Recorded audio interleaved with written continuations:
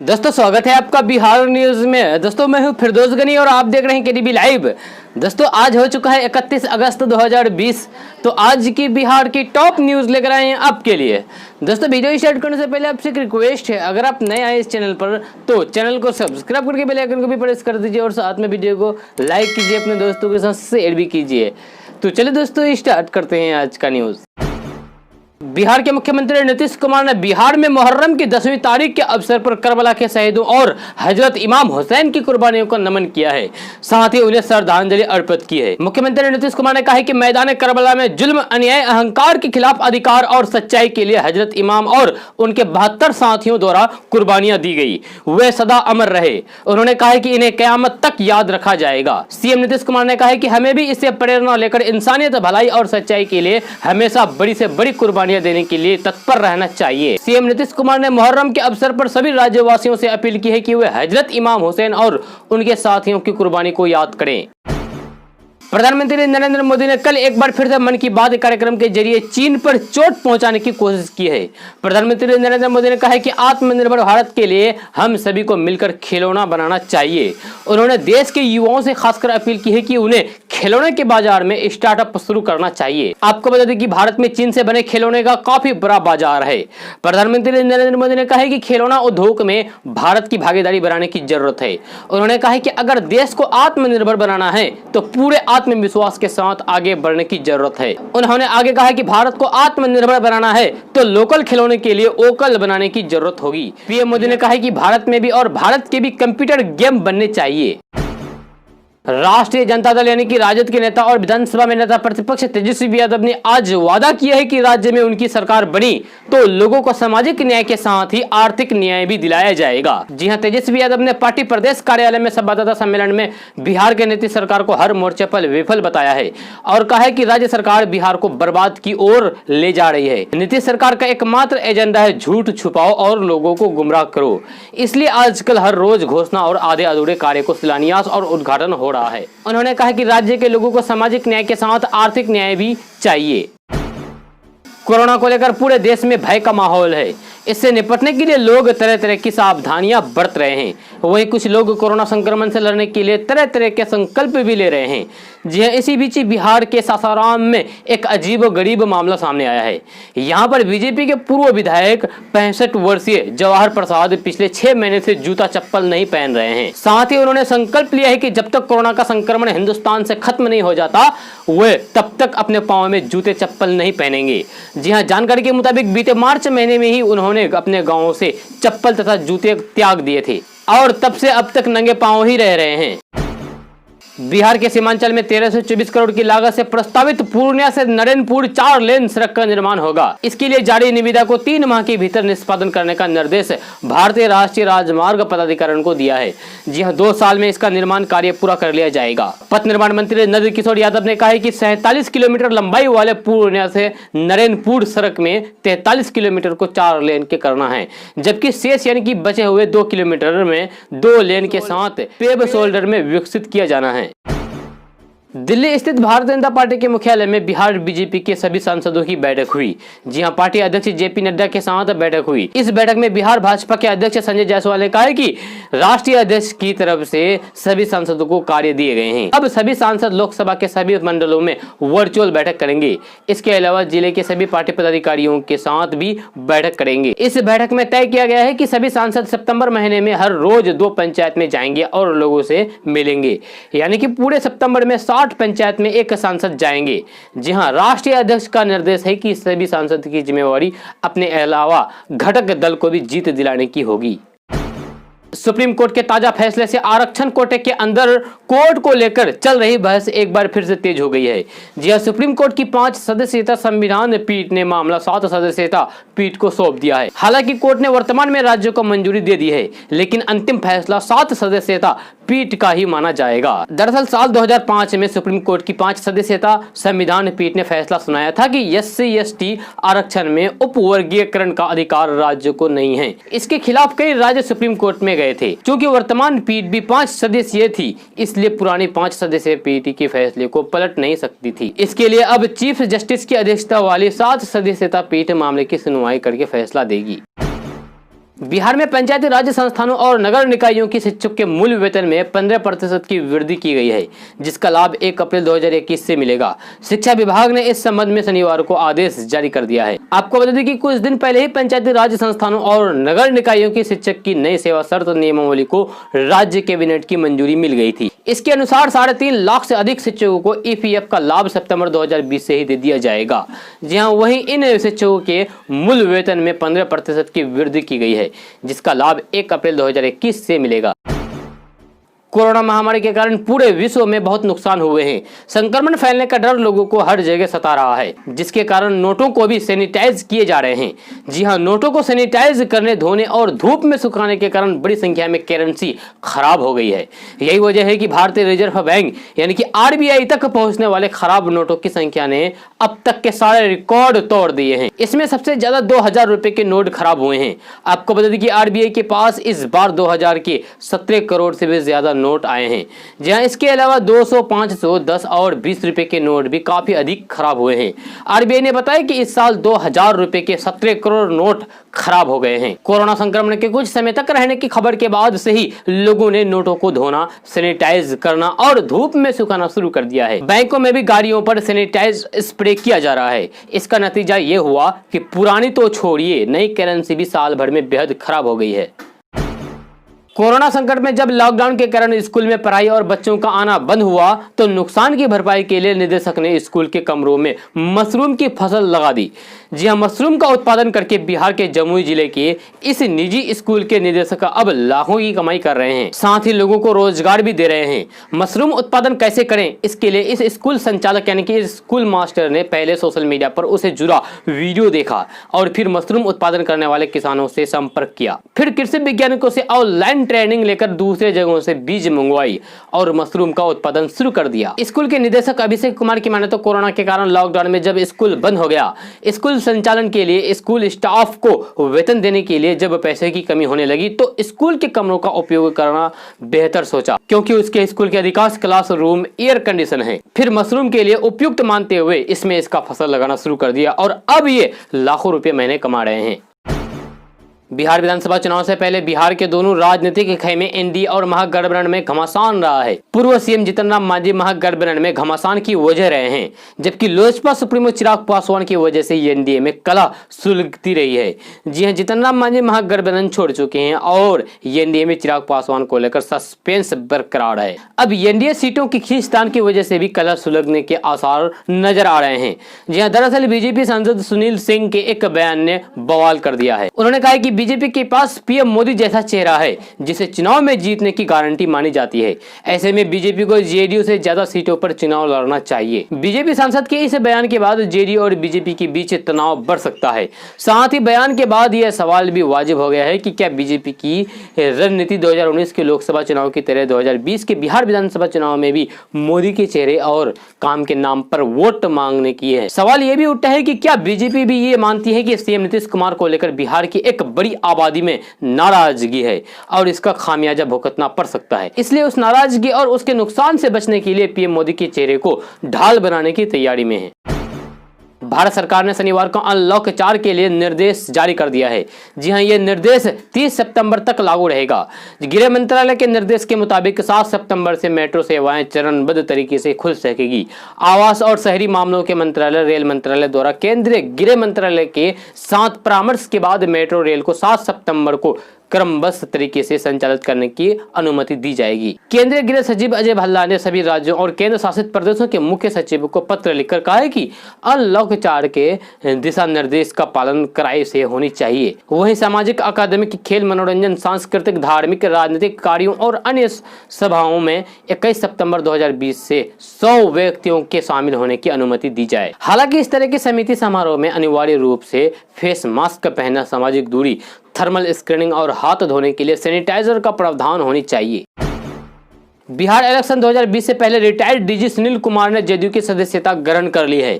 जी हां, वे आगामी विधानसभा चुनाव में अपना भाग्य आजमाना चाहते हैं। वे जुलाई में ही DG के पद से रिटायर हुए हैं। सुनील कुमार के JDU में शामिल होने से दलित नेताओं की सूची में एक तेज तर्रार अधिकारी का नाम भी जुड़ा गया है। पूर्व डीजी सुनील कुमार ने कहा है कि मेरे पिताजी कॉन्स्टिट्यूट असेंबली के सदस्य थे। मेरे भाई अनिल कुमार भी सक्रिय राजनीति में हैं। नौकरशाह के बाद मैंने भी नीतीश कुमार के कार्य से प्रभावित होकर राजनीति में आने का फैसला किया है। मैं बतौर जदयू कार्यकर्ता पार्टी के लिए काम करूंगा। सुनील कुमार के गोपालगंज विधानसभा सीट से चुनाव लड़ने की संभावनाएं बताई जा रही है। सितंबर महीने में इतने दिन बैंक बंद रहेंगे। जी हां, सितंबर में बैंक छुट्टी की बात करें तो इस महीने कोई गजेट हॉलीडे नहीं है। स्थानीय अवकाश की बात करें तो आरबीआई की वेबसाइट पर दी गई जानकारी के मुताबिक पंग लाबसोल श्री नारायण गुरु जयंती के उपलक्ष्य में कोची, गंगटोक और तिरुवनंतपुरम में 2 सितंबर को बैंक बंद रहेंगे। जी हां, वही 17 सितंबर को महालय अमावस्या के उपलक्ष्य में कोलकाता और अगरतला के बैंकों में अवकाश रहेगा, यानी कि छुट्टी रहेगा। जबकि कोची और तिरुवनंतपुरम में 21 सितंबर को श्री नारायण गुरु समाधि दिवस के उपलक्ष्य में बैंक बंद रहेंगे। इसके अलावा 12 और 26 सितंबर को क्रमशः दोहराव वो चौथे शनिवार की वजह से बैंकों में कामकाज नहीं होगा। जबकि 6, 13, 20 और 27 तारीख को रविवार पड़ रहा है। इस दिन साप्ताहिक अवकाश होता है। अक्टूबर की शुरुआत में 2 अक्टूबर को गांधी जयंती के राष्ट्रीय अवकाश से शुरू हो रही है। इसके अलावा इस महीने दुर्गा पूजा, महाअष्टमी, महानवमी, दशहरा, मिलादे शरीफ, ईद मिलादुन नबी, बाराफात, लक्ष्मी पूजा, सरदार वल्लभ भाई पटेल जयंती, महर्षि वाल्मीकि जयंती, कुमार पूर्णिमा का उपलक्ष्य में कई जगह बैंक बंद रहेंगे। वही नवंबर और दिसंबर में भी कई छुट्टियां पड़ रही है। बिहार के मुख्यमंत्री नीतीश कुमार से चल रही तनातनी में लोजपा अध्यक्ष चिराग पासवान ने अब एक नया आयाम जोड़ दिया है। मुख्यमंत्री पर लगातार हमलावर चिराग पासवान ने इस बार नया पैंतरा चलते हुए नीतीश कुमार पर एक अन्य कारण से हमला बोला है। चिराग पासवान ने कहा है कि बिहार में असल में नीतीश कुमार नहीं बल्कि उनके नजदीकी नौकरशाह चंचल कुमार सरकार चला रहे हैं। नीतीश कुमार सरकार नहीं चला रहे हैं। आपको बता दें कि चंचल कुमार मुख्यमंत्री नीतीश कुमार के प्रधान सचिव है। किसानों की आय बढ़ाने के लिए नीतीश सरकार मधुमक्खी पालन को बढ़ावा दे रही है। साथ ही सरकार ने आत्मनिर्भर भारत अभियान के तहत मधुमक्खी पालन को और बढ़ावा देने के लिए 500 करोड़ रुपए का प्रावधान किया गया है।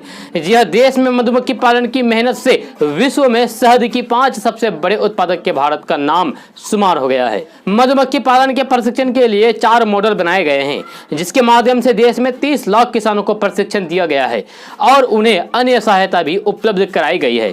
कृषि मंत्री नरेंद्र सिंह तोमर ने हाल ही में कहा था कि मधुमक्खी पालन को बढ़ावा देने के लिए गठित समिति की सिफारिशों के आधार पर भी सरकार आगे काम कर रही है। सब्जियों के दाम दिन ब दिन बढ़ते ही जा रहे हैं। ऐसे में किचन में काम करने वाली महिलाओं के लिए अपने बजट को मैनेज करना मुश्किल होता जा रहा है। जी हां, अगस्त के आखिरी सप्ताह से सब्जियों के दामों में एक बड़ा उछाल आया है।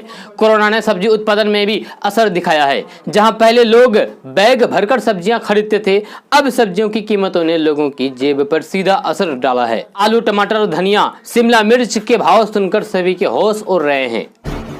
राजद और कांग्रेस में सीट बंटवारे की सहमति लगभग बन चुकी है। वाम दलों से दोस्ती के लिए भी राजद पूरी तरीके से तैयार है। अड़चन सिर्फ राष्ट्रीय लोक समता पार्टी यानी कि रालोसपा और विकासशील इंसान पार्टी वीआईपी को लेकर आ रही है। दोनों ही बड़ी बड़ी अपेक्षाओं से राजद कांग्रेस असहज हैं। अलगाव का हाल यह है कि राजद प्रमुख लालू प्रसाद यादव दोनों से मिलना जुलना भी जरूरी नहीं समझ रहे हैं। नेता प्रतिपक्ष तेजस्वी यादव ने भी महागठबंधन में कांग्रेस को छोड़कर अन्य घटक दलों के नेताओं से दूरी बनाकर रखी है। जाहिर है सीट बंटवारे का रास्ता निकलता नहीं दिख रहा है। चुनाव के दिन नजदीक आते जा रहे हैं। Bollywood actor Sushant Singh Rajput mystery case में सीबीआई आज लगातार दूसरे दिन उनकी गर्लफ्रेंड रिया चक्रवर्ती से पूछताछ कर रही है। वही खबर के मुताबिक बताया जा रहा है कि रिया चक्रवर्ती ने सीबीआई की टीम के सामने शिकायत की है कि उन्हें बेवजह परेशान करने की कोशिश की जा रही है। रिपोर्ट के अनुसार बताया जा रहा है कि रिया चक्रवर्ती के बोलने पर वहां मौजूद एक अधिकारी ने उन्हें तुरंत कहा है कि अगर ऐसा कुछ होता है तो उन्हें पूछताछ के लिए पटना बुलाया जाता। इसके बाद रिया चक्रवर्ती ने कहा है कि उनका हैरेसमेंट हो रहा है। इस दौरान उन्हें मौजूद अधिकारियों ने उन्हें कहा कि अगर सीबीआई की टीम को उन्हें हैरेस करना ही होता तो उन्हें पटना बुला सकते थे। बिहार में बहुत से लोग जमीन खरीदते हैं और उस जमीन की रजिस्ट्री कराते हैं, लेकिन बहुत से लोगों को इसके बारे में सही जानकारी नहीं होती है कि यहाँ जमीन का रजिस्ट्रेशन चार्ज कितना है। जी हाँ, आज इसी विषय में जानने की कोशिश करेंगे विस्तार से। मिली जानकारी के मुताबिक बिहार में जमीन खरीदारों को आमतौर पर स्टाम्प ड्यूटी के रूप में लेन देन मूल्य का 6% और पंजीकरण शुल्क के रूप में 2% भुगतान करना पड़ता है। वहीं अगर आप जमीन किसी महिला के नाम पर खरीद रहे हैं और उन्हें बेचने वाला पुरुष है तो आपको स्टाम्प शुल्क 5.7% लगेगा। सीधे तौर पर आपको बता दें कि यदि संपत्ति को पुरुष से महिला को बेचा जा रहा है तो पंजीकरण शुल्क 1.9% होगा। यदि ये महिला से एक आदमी को भेजा जाता है तो शुल्क 2.1% होगा। बिहार में इस तरह से स्टाम्प ड्यूटी के तौर पर शुल्क किया जाता है। बिहार में इस तरीके से स्टाम्प ड्यूटी के तौर पर शुल्क लिया जाता है। आपको बता दें कि अगर आप बिहार में 50 लाख रुपए की संपत्ति खरीद रहे हैं तो आपको स्टाम्प ड्यूटी के रूप में 3 लाख रुपए 6% पर और पंजीकरण शुल्क के रूप में 1 लाख रुपए का भुगतान करना होगा। यह तभी आपकी जमीन की रजिस्ट्री हो पाएगी। अधिक जानकारी के लिए आप www.bhumijankari.gov.in पर जाएं और वहां से जानकारी प्राप्त कर सकते हैं।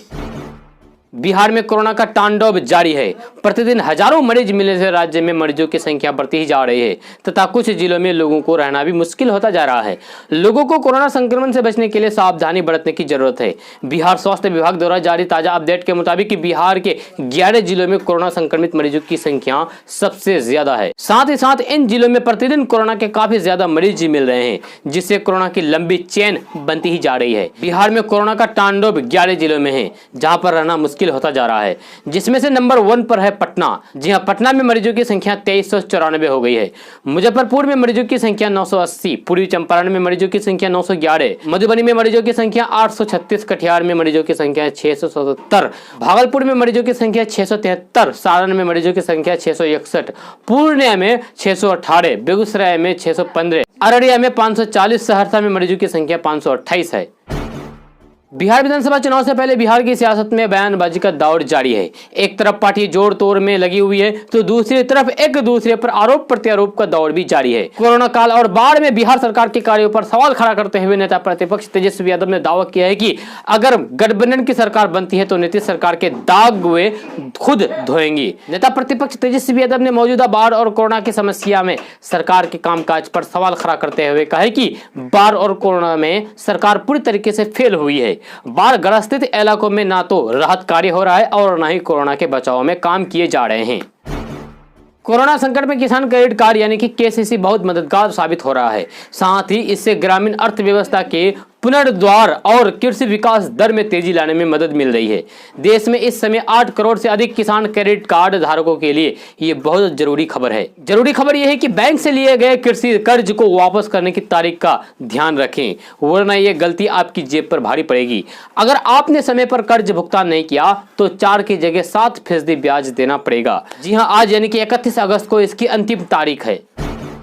राजद प्रमुख लालू प्रसाद यादव के मना करने पर रामा सिंह की राजद में एंट्री शनिवार को रोक दी गई। जी हां, राजद के इस पहल को पूर्व केंद्रीय मंत्री रघुवंश प्रसाद सिंह को मनाने का अंतिम प्रयास माना जा रहा है।